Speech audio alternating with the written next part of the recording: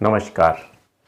एकदम सही पढ़ा। अगर आपने ये पूरा वीडियो देख लिया जो भी 10-15 मिनट का है तो आपके कम से कम 20 लाख रुपए बचने वाले हैं। अगर आप डेयरी उद्योग का काम करने जा रहे हैं, अगर भैंस पालन करने जा रहे हैं, पशु पालन करने जा रहे हैं तो ज़रूर देखिए। इसमें मैंने एक एक चीज़ बहुत विस्तार से बताई है। इसमें मैंने बताया है कि कितने रुपए, देखिए कोई भी प्रोडक्ट अगर आपका होता है, कोई भी प्रोडक्ट अगर आप बनाते हो तो उसको आपकी प्राइस जब तक नहीं पता होगी तब तक आप कैसे उससे लाभ कमा पाओगे।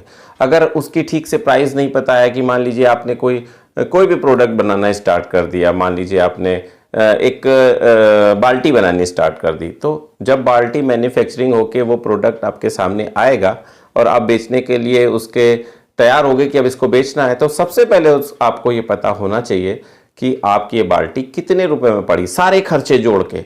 कितने रुपए की लेबर लगी, कितने की बिजली लगी, कितने का किराया लगा, कितने रुपए आपके लगे, इस कुल मिला के जो भी रॉ मटेरियल उस बाल्टी को बनाने में लगा, तब ये आप आकलन कर पाओगे कि ये बाल्टी कितने रुपए की पड़ी। इसी तरह से जब आप कोई डेयरी उद्योग स्टार्ट करते हो, डेयरी की बात करते हो, भैंस की बात करते हो, तो मैंने देखा है कि लोग आंख बंद करके भैंस खरीद लेते हैं, आंख बंद करके सेट स्टार्ट कर देते हैं, आंख बंद करके सारी चीज़ें करने लगते हैं, लेकिन ये आकलन नहीं करते कि भाई कितने रुपए का दूध पड़ेगा और हमारे क्षेत्र में मार्केट कितने रुपए की है।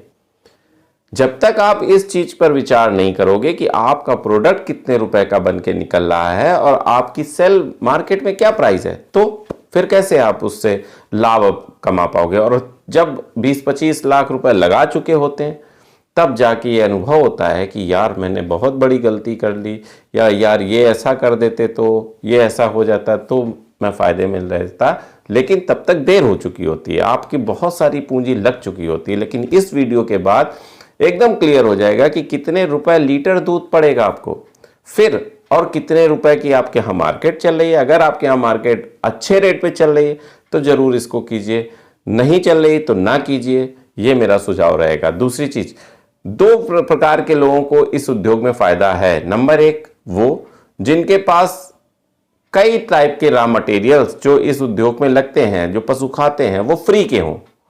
दूसरे वो जो बहुत बड़े शहर के अगल बगल गांव में रहते हों उनको, जैसे मान लीजिए मुंबई, दिल्ली, कलकत्ता, मद्रास, बेंगलोर, हैदराबाद, ये पुणे, ये जितनी भी सिटीज़ हैं, गोवा, ये सब जितनी भी सिटीज़ हैं, ये बहुत अच्छी वैल्यू वाले लोग रहते हैं, यहाँ पे पैसे बहुत हैं। तो अगर इसके आसपास अगर आप रहते हो तो ये बिज़नेस अच्छा चलने वाला है।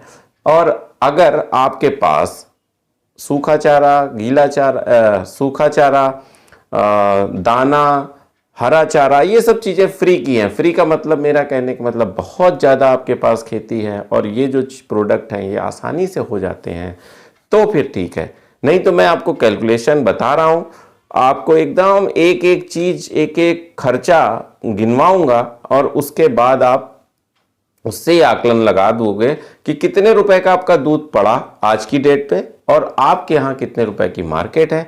जब ये बातें आपके सामने आ जाएंगी तो बहुत आसान हो जाएगा ये बिज़नेस करना, बहुत आसान हो जाएगा इस बिज़नेस से बाहर निकलना कि भाई नहीं कर पाएंगे, हमसे नहीं हो पाएगा।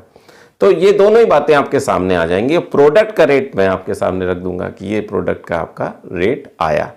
तो अब जब मैं ये सारी की सारी चीज़ें आपके सामने रख दूंगा तो आपको सरल हो जाएगा कि मुझे ये बिज़नेस करना चाहिए कि नहीं करना चाहिए। ये हर एक की परिस्थितियां अलग अलग होंगी, हर एक का एटमॉस्फेयर ज्योग्राफिकल हिसाब से भी अलग अलग होगा, कौन सी किस लोकेशन में रहता है उसके हिसाब से अलग अलग होगा, क्योंकि हर जगह दूध के दाम अलग अलग हैं फुटकर में।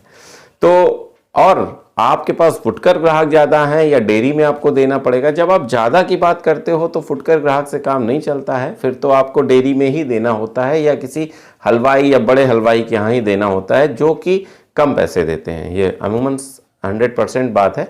तो आप इस हिसाब से आकलन कर दे। अच्छा, अब मैं आपको बताना स्टार्ट करता हूँ कि कैसे कैसे क्या क्या होता है। आज मैं आपको पूरा बात बताऊँगा कि कितना खर्च आता है एक भैंस में और कितने रुपए लीटर एक्चुअल में दूध पड़ता है हमारा। एक्चुअल में ये बहुत कम किसान ऐसा एनालिसिस करते हैं कि एक्चुअल में उनका दूध कितने रुपए लीटर पड़ रहा है। अगर वो ये समझ जाएं कि जैसे भी कोई भी प्रोडक्ट है जब हम फैक्ट्री में बनाते हैं तो ये पता चल जाता है हमको कि ये कितने रुपए लीटर पड़ रहा है। तो जब आपको ये पता चल जाएगा कि ये कितने रुपए लीटर पर पड़ रहा है, फिर उसके बाद अपना 5 रुपये प्रॉफिट लेके आप बेचोगे। यही तो होता है, 5-10 रुपये जो भी आपका परसेंटेज हो। लेकिन दूध के मामले में ये 100% नहीं हो पाता है, श्योर ही नहीं है कोई किसान कि यार एक्चुअल में उनका दूध कितने रुपए पड़ रहा है। तो मैं आज आपको ऐसे निष्कर्ष निकाल के बताऊंगा कि आपका दूध पड़ कितने में रहा है। कभी कभी क्या होता है कि कई जब उन्हें ये नहीं पता है कि आपको उनका दूध पड़ कितने में रहा है और उन्होंने 32 रुपये में बेचना स्टार्ट कर दिया, 30 रुपये में बेचना स्टार्ट कर दिया, और उन्हें यही नहीं पता चलता है कि उनका घाटा हो रहा है, धीरे धीरे पूंजी कम हो रही है, ये नहीं पता चल पाता। तो मैं कोशिश कर रहा हूँ कि आज आपको वो चीज़ें बताने की कि कितना रुपए किलो एक्चुअल में दूध पड़ता है, तभी तो आप ये आकलन कर पाओगे कि आपका प्रॉफिट हो रहा है या नुकसान हो रहा है। तो चलिए बात करते हैं खर्च की। तो जो एक आकलन है, जो स्टैंडर्ड, अगर भैंस है, भैंस ज़्यादा भी खा सकती है, कम भी खा सकती है, लेकिन एक स्टैंडर्ड मैंने आकलन लिया है जो एक स्टैंडर्ड आज की डेट का है। आज से 1-2 साल बाद जब ये वीडियो देखा जाएगा तो इसके खर्च में अंतर आ जाएगा, प्रॉफिट में भी अंतर आ जाएगा, दूध की सेलिंग प्राइस में भी अंतर आ चुका होगा, लेकिन उसी हिसाब से आप अपना ये फार्मूला बढ़ा दीजिएगा। तो सूखा चारा अब हम देखते हैं, तो आज की डेट पे 35 रुपये के आसपास आता है जो भैंस खा रही है। हरा चारा 36 रुपये के आसपास आ जा रहा है। और जो मिनरल हैं, जो मिक्स मिनरल हैं, वो हम मान के चलते हैं, हमने 50 ग्राम दिए कुछ भी इधर उधर जोड़ के, तो 10 रुपये के ये हो गए। मेडिकल, बिजली, लेबर, पानी, ये सब अगर हम मिला लेते हैं तो लगभग 31 रुपये का खर्च आता है, जो एक स्टैंडर्ड आकलन के अनुसार निकाला गया है। अब जितना लीटर दूध भैंस देती है उससे आधा लगभग हम दाना देते हैं। तो हम यहाँ पे इस डिस्कशन में हम ये मान के चल रहे हैं कि भैंस 15 लीटर दूध देगी, तो इस हिसाब से हमने दाना 7.5 kg रखा है। एट द रेट ऑफ 25 रुपये माना तो 188 रुपये लगभग आता है। तो टोटल हो गए 300 रुपये। अगर हम इन सबको जोड़ते हैं तो 300 रुपये का आता है। लेकिन सूखा जो चारा है, हरा चारा है, मिनरल्स हैं, मेडिकल, बिजली, लेबर, पानी, ये क्या है, 112 रुपये होते हैं, जो पूरे 412 दिन चलता है। देखिए, एक बार भैंस ने दूध देना स्टार्ट किया और फिर अगला दूध वो कब देगी, पूरा साइकिल पूरा करने के बाद फिर वो अगला दूध लगभग 412 दिन बाद देती है, अगर सब कुछ ठीक रहा तो इस हिसाब से अगर ये सब फिक्स खर्चे हैं, ये मतलब एक भैंस के ऊपर होने ही होना है। सूखा चारा आप खिलाओगे ही, हरा चारा खिलाओगे ही, मिनरल्स दोगे ही, मेडिकल की तो कोई इससे मतलब नहीं है कि वो बच्चे दूध दे रही कि नहीं दे, लगेगा ही। बिजली से मतलब नहीं है कि वो दूध दे रही नहीं दे रही, लगेगा ही। लेबर से मतलब नहीं है कि वो दूध दे रही, तो लगेगा ही। पानी तो भाई पिलाना ही पड़ेगा और उसको नहलाना ही पड़ेगा। तो ये सब कुछ खर्चे हम ये मान के चलते हैं, ये वाले जो मैंने लिखे हैं, कि ये तो चाहे दूध दे या ना दे, आपका होगा ही होगा। 112 रुपये के हिसाब से पर भैंस पर डे, तो 412 दिन के लिए अगर जोड़ें तो 46,144 रुपये आता है। तो ये खर्चा आपका पक्का है ही, एक 412 दिन के टर्नओवर का। इसके बाद जो दाने का खर्चा है, जो ये दाने का खर्चा है, ये तभी तक होगा जब तक वो दूध दे रही है। तो जो निकाला गया है वो 1425 kg दाना लगभग लगेगा, और 25 रुपये के हिसाब से तो 35,635 रुपये का ये दाना दूध के समय लगेगा। और बच्चे के लिए एक्स्ट्रा केयर के लिए भी 3 महीने उसको दाना देना होगा, जो थोड़ा कम होगा, 1.5 किलो तक होगा। तो 450 kg दाना ये मान लिया लगेगा, जो 3 महीने का लगेगा, और वो 25 रुपये के हिसाब से 11,250 रुपये का होगा। तो जो टोटल खर्च आ रहा है, जो टोटल खर्च आया वो क्या क्या आया, एक तो 46,144 रुपये आया, दूसरा 35,635 रुपये आया जो कि ये है, और तीसरा 11,250 रुपये आया जो ये है, दाने का खर्चा है। ठीक है, तो टोटल आया 93,029 रुपये। ये आपका आ गया खर्च। अब जब खर्च इतना आ गया तो दूध कितना निकला, ये बात आती है। तो हमने पहले ही मान लिया था, वहां पे दाना ही इस रेट पे दे रहे थे कि 15 लीटर दूध होगा प्रतिदिन। तो अगर 15 लीटर देती है तो 10 माह दूध देगी, ये भी क्लियर है। तो 300 दिन उसने दूध दिया तो 4500 लीटर दूध होता है, लेकिन एक्चुअल में ऐसा नहीं होता है। एक्चुअल में 15 लीटर दूध अगर जो हम खरीद के लाएँ देने वाली भैंस, धीरे धीरे वो दूध कम करती जाती है, ग्रेजुअली। तो एक औसत जो स्टैंडर्ड निकल के आता है वो लगभग आता है कि अगर आपने 15 लीटर दूध वाली भैंस खरीदी है तो 2850 लीटर दूध वो लगभग देगी पूरे टर्नओवर में, ये मान लीजिए। तो 2850 लीटर दूध उसने दिया, तो दूध की कीमत अब निकालेंगे। देखिए दूध दिया कितना, 2850 लीटर, खर्चा कितना आया, 93,029 रुपया। तो अब दूध की कीमत क्या निकल आई एक भैंस पे, तो एक भैंस पे दूध की कीमत निकली 93,029 बटा 2850 यानी 32 रुपये 64 पैसे। यानी दूध की कीमत लगभग अगर राउंड ऑफ करें तो 33 रुपये लीटर दूध पड़ा। अब जब 33 रुपये लीटर दूध आ चुका है तो बताइए आप अगर 32 रुपये में बेचोगे, 30 रुपये में बेचोगे तो भाई घर से दोगे क्या? अब समझो, अगर 33 रुपये के लीटर दूध है तो कम से कम आपको 38-40 रुपये तो बेचना ही पड़ेगा। इतनी मेहनत, और ये तब है जब हम ये मान के चल रहे हैं कि सारी परिस्थितियां अनुकूल हैं, आपके पक्ष में है, कोई आपके ऊपर प्रॉब्लम नहीं आएगी डेयरी में, तब ये 33 रुपये का दूध आपका पड़ रहा है। अब आप कहोगे तो फिर फ़ायदा कैसे होता है? ये बात जब सामने आती है तो मैं यहाँ ये कहना चाहूँगा कि फ़ायदा उसको होता है जो व्यक्ति इन चीज़ों पे अपने खर्चे बचाता है। देखिए आप दूध का काम करिए तो सिर्फ और सिर्फ एक बात मान लीजिए कि जब आपके पास सूखा चारा, हरा चारा, ये जब दोनों चीज़ें और दाना, कई लोगों के पास ये फ्री है। फ्री मैं इसलिए कह रहा हूँ क्योंकि उनका जो उपज है, जो उनकी उपज हो रही है, जिनके पास इतनी खेती है कि उनकी उपज में वेस्टेज जो है वो ये सब चीज़ें हैं। सूखा चारा वेस्टेज में आ गया, हरा चारा वेस्टेज में उनके आ गया, और दाना उनके वेस्टेज में आ जाता है। तब ये बात सामने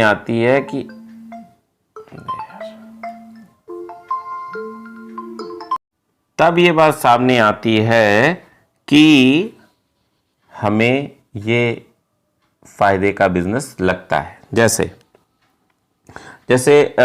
अब कई लोग हैं जो किसान हैं, वो कैसे दे देते हैं डेयरी को इस रेट पे। ये बात भी सामने है कि भाई किसान है कैसे दे देता है, डेयरी तो ले जाती है 33, 34, 35, 36 रुपये में।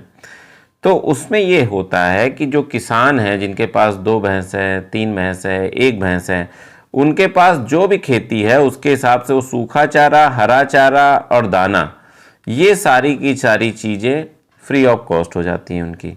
लगभग जो सबसे ज़्यादा कॉस्टली चीज़ें हैं वो सब फ्री हो जाती हैं। तो यहाँ जाके दूध की कीमत बहुत घट जाती है और वो 33 रुपये में दूध दे देते हैं।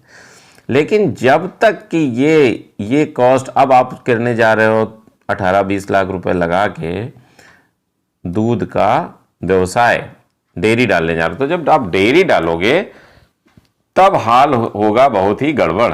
तब ये होगा कि ये सारा का सारा चीज़ें आपकी कॉस्ट में ऐड होने लगेंगी, और जैसे ही कॉस्ट में ऐड हुई यहाँ पे गड़बड़ी हो जाती है। तो अब आप कहोगे कि फिर कैसे? तो कैसे ऐसे कि जिसके पास खेती है, जिसके पास ये सारी चीज़ें फ्री की उपलब्ध हैं, बस इस उद्योग में वही सफल है आज की डेट में। कल क्या होगा? कल सरकार सब्सिडी देगी, आगे कुछ अच्छा हो जाएगा, दूध के दाम बढ़ जाएंगे, कंपैरिजन में दूध के दाम आगे निकल जाएंगे, तो फिर कुछ दिक्कत नहीं आएगी। लेकिन जब तक ऐसे लोग दूध देते रहेंगे जिनके पास ये फ्री है, हरा चारा फ्री है, दाना फ्री है, तब तक डेयरी उद्योग में सदा घाटा है। अगर आप सोचो, अगर आपको फ़ायदा, उन लोगों को फ़ायदा हो रहा होता तो फिर खुद ही पराग हो गया, अमूल हो गया, मदर डेयरी हो गया, सब अपनी भैंस पाल लेते और उसी से दूध निकलवाते। आपके गांव पे वो दूध कलेक्ट ना करते।